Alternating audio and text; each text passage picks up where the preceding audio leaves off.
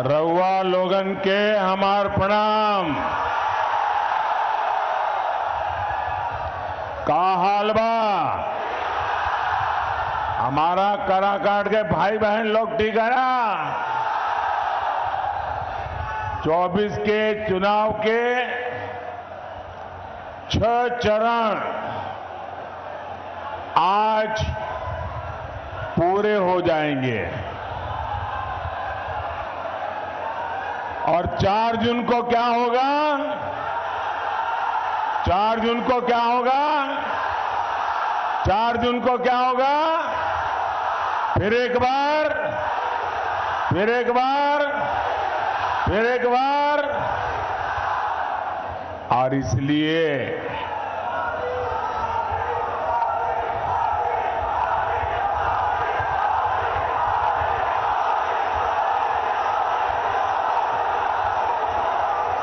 मैं इस चुनाव में हिंदुस्तान के हर कोने में गया हूं। सालों से राजनीति में काम किया, संगठन में काम किया और मैंने देखा है कि बिहार के लोगों में राजनीति का आकलन करने का जो सामर्थ्य है वो अद्भुत है। और बिहार के लोग इन चीजों में इतने पक्के होते हैं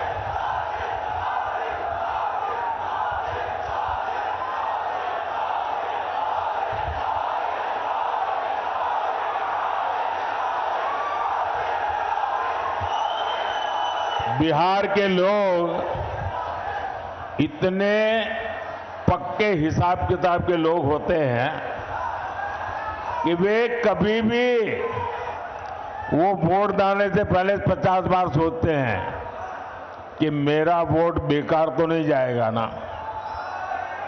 ये समझ बहुत कम लोगों को होती है जो बिहार को है। और इसलिए बिहार के लोग जब वोट करने जाते हैं तो पहले पक्का देखते हैं, भाई वोट तो डालूंगा लेकिन मेरा वोट बेकार नहीं जाना चाहिए। वो सोचता है जिसकी सरकार बनना पक्का है वोट तो उसी को डालूंगा। है कि नहीं बिहार का ऐसा? बिहार निर्णायक होता है और इसलिए मुझे पक्का भरोसा है कि बिहार के लोग इस बार वोट डाल करके प्रधानमंत्री भी पक्का कर लेंगे। साथियों, 4 जून की शाम होते होते बिहार में एक और काम होगा। बताऊं क्या होगा? ये अखबार वाले लिखेंगे कि मोदी भविष्यवाणी कर रहा है। मैं भविष्यवाणी नहीं कर रहा हूं, लेकिन मैं आपको बताता हूं। 4 जून शाम होते होते आरजेडी वाले कहेंगे कि कांग्रेस ने लुटिया डुबो दी।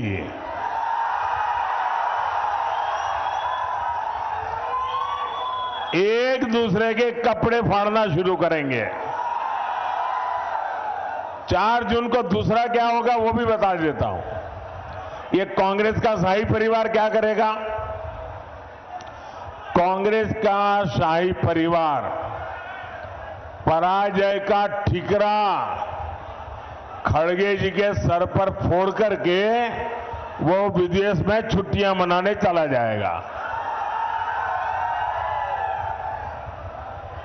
और बेचारे खड़गे जी कार्यकर्ताओं का गुस्सा सहते सहते थक जाएंगे। भाइयों और बहनों, कांग्रेस, आरजेडी और इंडी गठबंधन को देश बार बार खारिज कर चुका है, नकार चुका है। इनके पास न विजन है, इनके पास सिर्फ और सिर्फ कंफ्यूजन है। इनके पास हौसला का नामो निशान नहीं, इनके पास हताशा ही भरी पड़ी है, इनके पास नीति नहीं है, निर्णय लेने की क्षमता नहीं है, ये सिर्फ नकारापन लेकर के जी रहे हैं।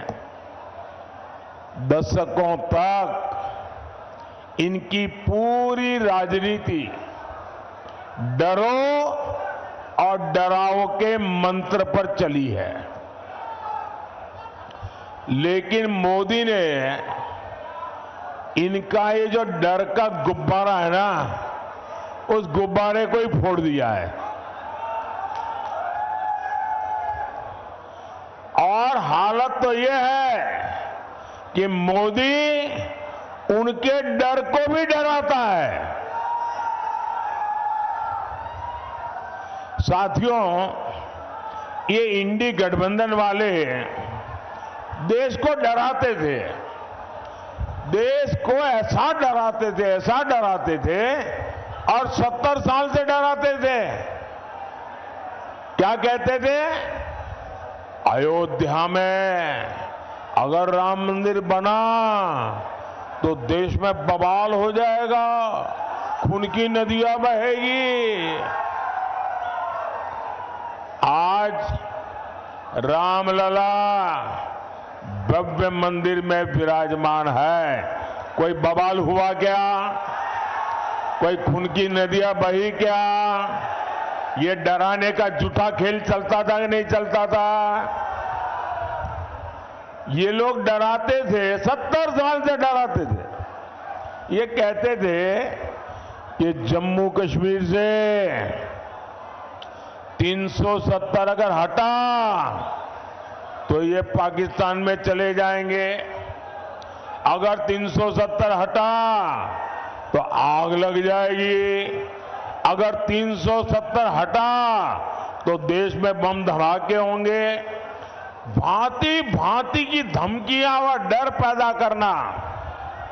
मोदी इनकी न धमकियों से डरा है न कभी रुका है। धारा 370 हटा के नहीं हटा, धारा 370 की दीवार गई कि नहीं गई?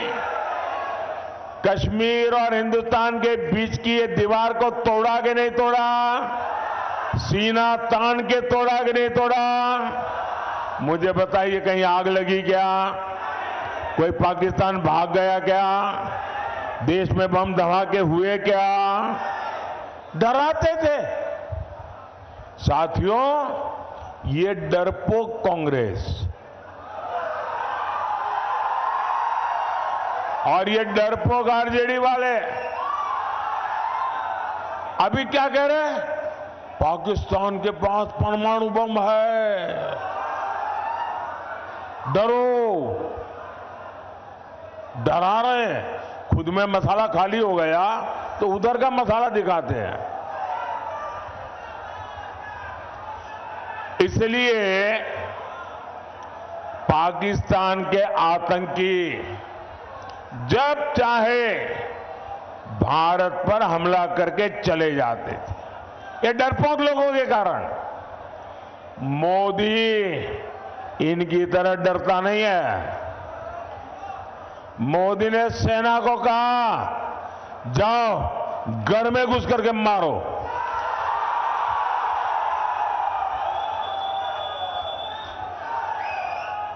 आज पाकिस्तान कुछ करने से पहले 100 बार सोचता है। इसी कांग्रेस के राज में, आरजेडी के राज में ये नक्सलियों ने सबको डरा करके रखा था। मोदी डरता नहीं। आज नक्सलियों की सफाई पुरजोश चल रही है।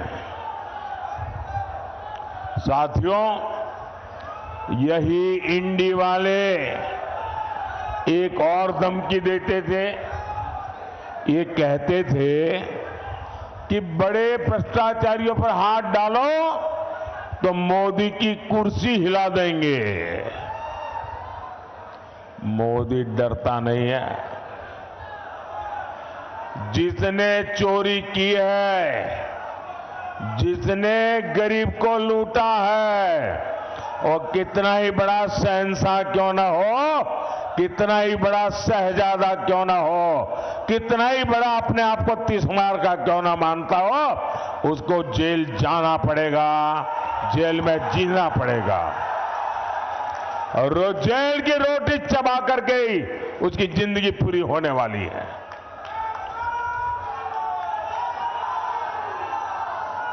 मुझे बताओ भाई, अगर कोई लूट करता है, आपके हक का छीन लेता है, तो छोटे लोगों को तो जेल में बंद करने के लिए कोई चिल्लाता नहीं है।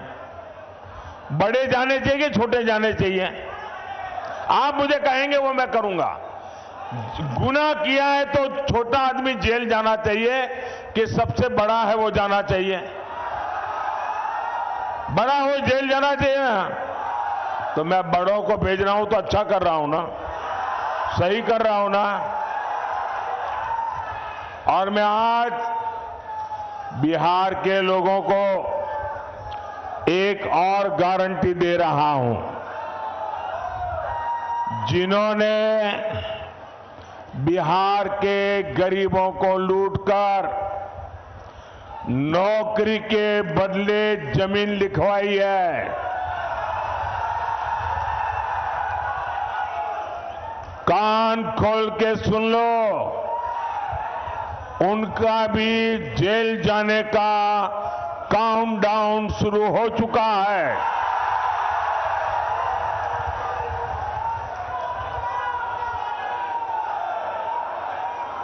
ये जैसे ही ये हेलीकॉप्टर में चक्कर मारने का समय उनका पूरा होगा, जेल का रास्ता तय हो जाएगा। बिहार को लूटने वालों को एनडीए सरकार छोड़ेगी नहीं। और ये एनडीए की गारंटी है, मोदी की भी गारंटी है। भाई और बहनों, ये इंडी गठबंधन वाले अपने राजनीतिक स्वार्थ के लिए कुछ भी कर सकते हैं। ये लोग बिहार और बिहारियों के अपमान के खिलाफ आवाज तक उठाते नहीं है। कांग्रेस के पंजाब के नेता ने बिहार से वहां काम करने गए, वहां मेहनत करके ईमानदारी से जीवन जीने वाले हमारे बिहारी मजदूर भाई बहनों का घोर अपमान किया, भद्दे शब्दों में अपमान किया। कहा अब हम उन्हें बिहारियों को पंजाब में घर नहीं देने देंगे, घुसने नहीं देंगे। कांग्रेस के मिनिस्टर ने कहा है, कांग्रेस के शाही परिवार ने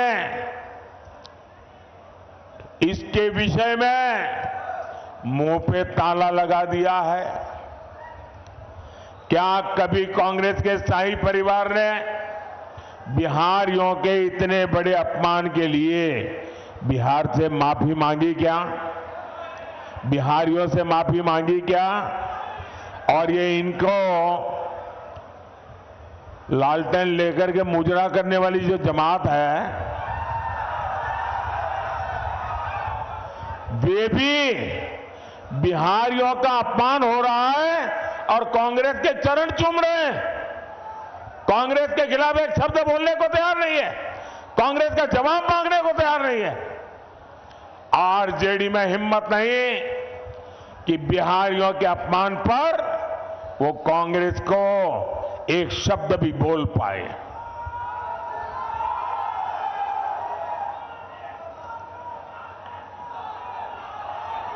साथियों,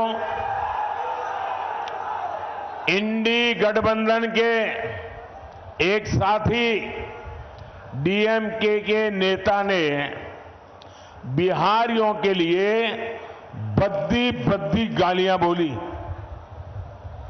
तेलंगाना में कांग्रेस के मुख्यमंत्री ने बिहारियों को भला बुरा कहा। पश्चिम बंगाल की मुख्यमंत्री आए दिन बिहारियों को गालियां देती हैं, लेकिन आरजेडी और कांग्रेस के नेताओं ने उनके मुंह से इन लोगों को उनके खिलाफ एक शब्द बोलने की हिम्मत नहीं है। इन लोगों को आपके स्वाभिमान की चिंता नहीं है, इनको बिहार के गौरव की चिंता नहीं है, इनको बिहार के होनहार नौजवानों के प्रतिष्ठा की चिंता नहीं है। इनको सिर्फ और सिर्फ अपने वोट बैंक की चिंता है।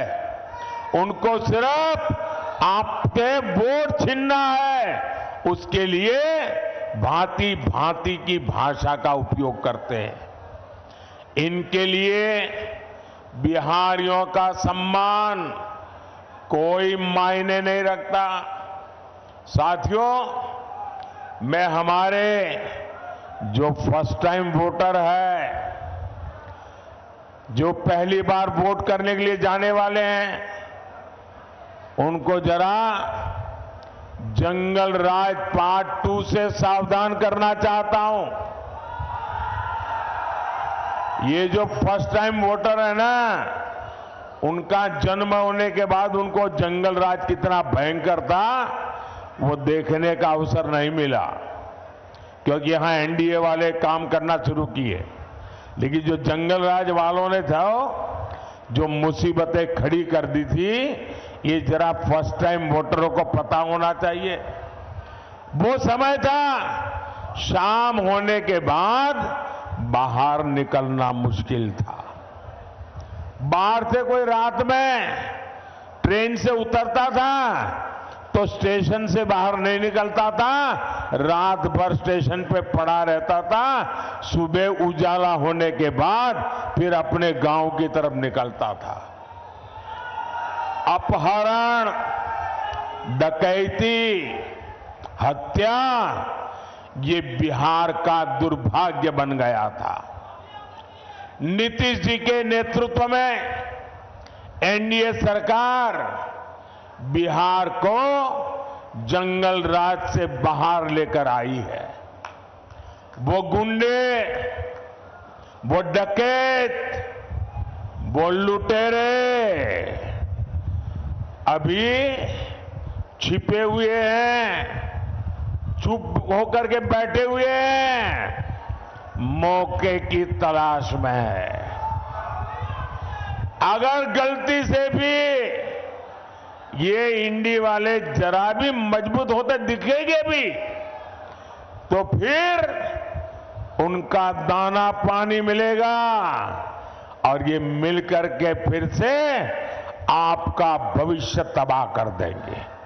नौजवानों, आपकी जिंदगी तबाह कर देंगे और फिर कभी भी आप उभर करके बाहर नहीं आ पाएंगे। भाइयों और बहनों, ये हमारा बिहार सामाजिक न्याय की प्रणेता भूमि है और मुझे गर्व है कि अगर किसी ने सामाजिक न्याय की रक्षा की है तो वो बीजेपी और एनडीए ने की है।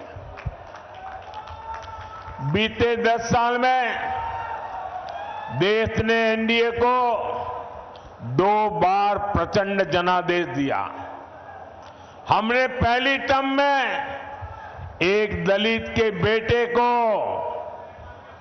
जो कभी बिहार के गवर्नर हुआ करते थे, उनको देश का राष्ट्रपति बनाया, दलित को देश का राष्ट्रपति बनाया। जब हमें 2019 में दूसरी बार अवसर मिला तो हमारे देश की एक आदिवासी बेटी को देश का राष्ट्रपति बनाया। देश के सर्वोच्च संवैधानिक पद पर सुशोभित किया। राष्ट्रपति पद का गौरवपूर्ण काम उन्होंने शुरू किया। हमने पिछड़ा आयोग को संवैधानिक दर्जा दिया। कांग्रेस ने तीन दशक तक पिछड़ों की इस मांग को ठुकराया था, लेकिन मैं आप ही के बीच पैदा हुआ हूं। अति पिछड़ों को कैसी जिंदगी जीनी पड़ी है ना, वो मैंने भोगी है, और इसलिए मैंने आते ही आयोग बना दिया। पहले केंद्रीय विद्यालय, नवोदय विद्यालय और सैनिक स्कूलों में ओबीसी आरक्षण नहीं था।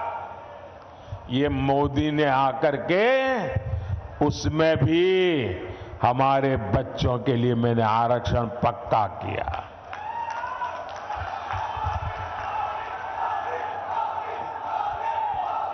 मेडिकल की पढ़ाई में भी केंद्रीय कोटे में पहली बार ओबीसी आरक्षण हमने लागू किया। ये हमारा ट्रैक रिकॉर्ड है। साथियों, इसकी विपरीत आज इंडी गठबंधन वाले एससी, एसटी, ओबीसी, अति पिछड़े, उनका सबका आरक्षण छीन किए की एक बहुत बड़ी साजिश रच रहे हैं। मैं देश को अवगत कराना चाहता हूं, ये मेरा कर्तव्य बनता है कि देश को मैं जानकारी दूं। इंडी गठबंधन ने हजारों शैक्षणिक संस्थानों में एससी, एसटी, ओबीसी, अति पिछड़ा को मिलने वाला आरक्षण बंद कर दिया, और वो सारा का सारा अब मुसलमानों के लिए रिजर्व कर दिया है। ये जो किया है वो मैं बताता हूं।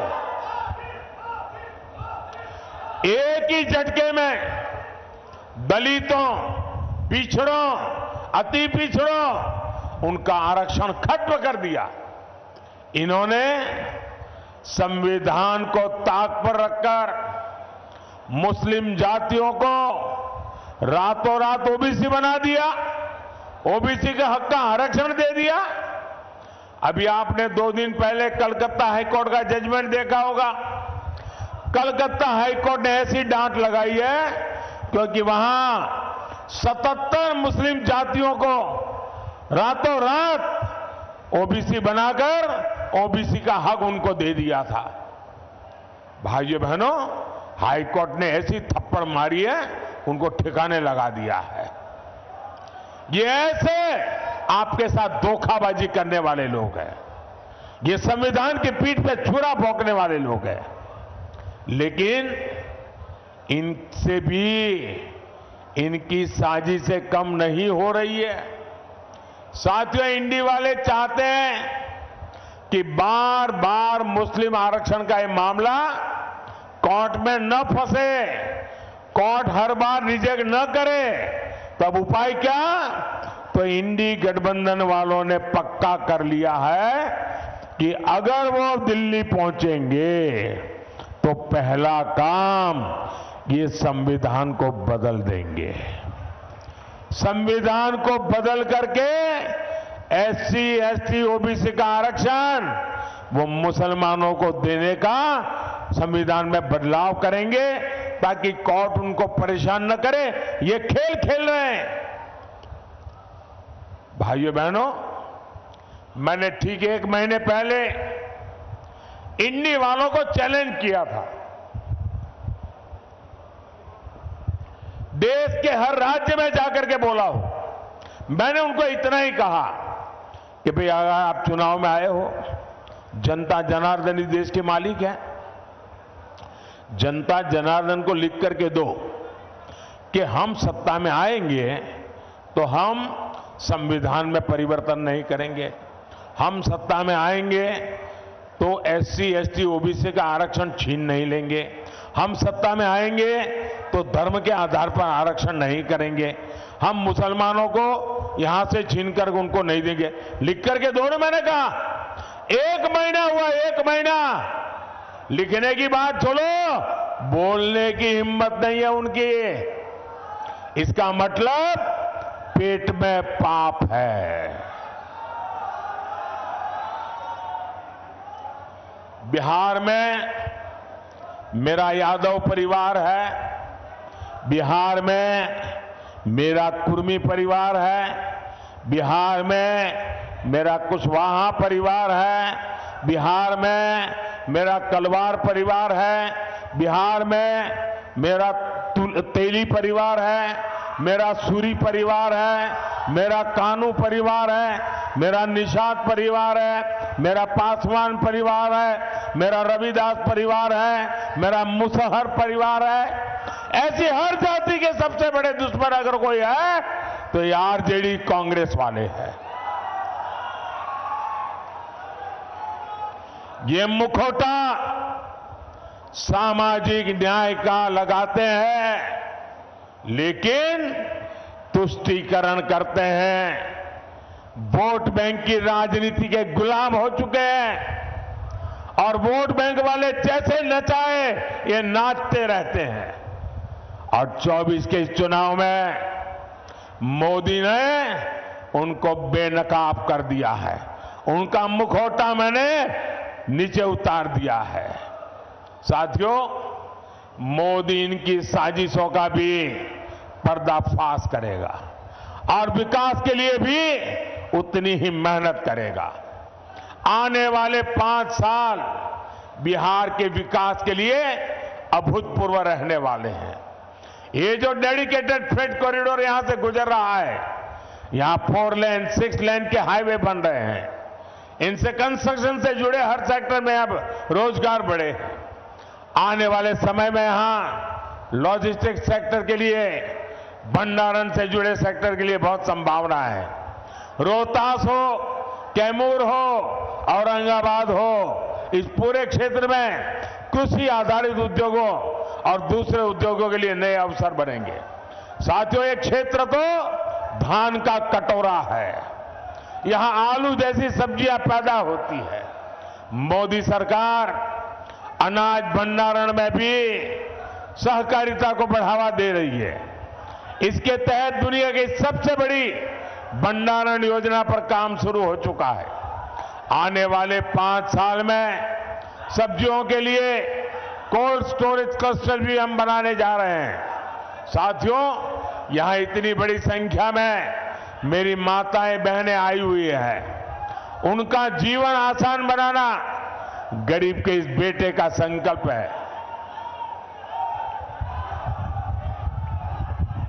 इसलिए मोदी ने मुफ्त अनाज और मुफ्त इलाज एक गारंटी दी है। अब तो मोदी माताओं बहनों को और भी गारंटी दे रहा है। पहली गारंटी, आने वाले सालों में 3 करोड़ बहनों को हम लखपति दीदी बनाएंगे। आने वाले दिनों में हर परिवार में जो बुजुर्ग है, 70 साल से ऊपर है, अगर वो बीमार है, इलाज की जरूरत है, तो उनके बेटे बेटी को इलाज का खर्चा नहीं करना पड़ेगा। ये दिल्ली में आपका बेटा इसका खर्चा करेगा। और एक काम मैं आपके लिए करना चाहता हूं, मैं आपका बिजली का बिल 0 करना चाहता हूं।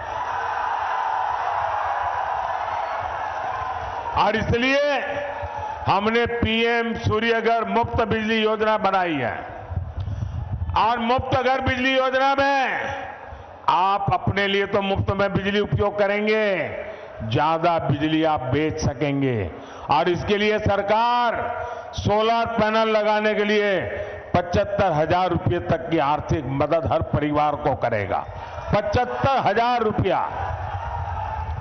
और जैसे आपको मोदी सरकार में पक्का घर, शौचालय, नल से जल, सस्ता सिलेंडर मिला, वैसे ही मोदी अपनी हर गारंटी पूरी करेगा। मैंने गैस का सिलेंडर देने की गारंटी पूरी की कि ना की? जरा जोर से बताइए ना।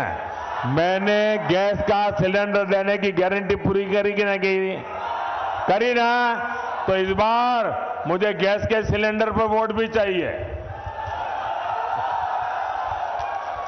भाइयों और बहनों, ये एमपी बनाने का नहीं, ये पीएम बनाने का चुनाव है। ये देश में एक मजबूत सरकार बनाने का चुनाव है। इसलिए आप जब काराकाट से मेरे साथी उपेंद्र कुशवाहा जी को वोट डालेंगे तो वोट सीधा मुझे मिलेगा।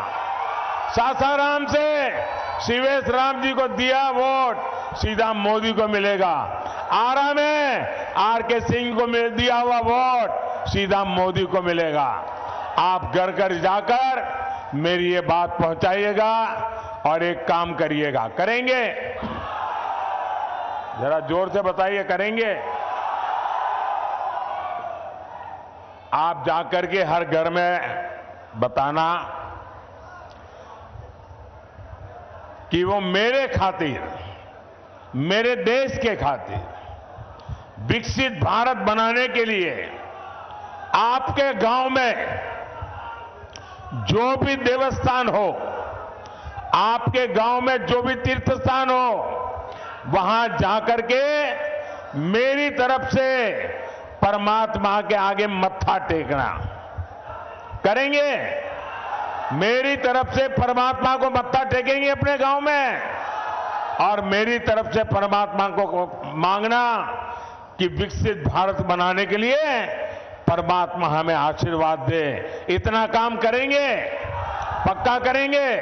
बोलिए भारत माता की, भारत माता की, भारत माता की। बहुत बहुत धन्यवाद।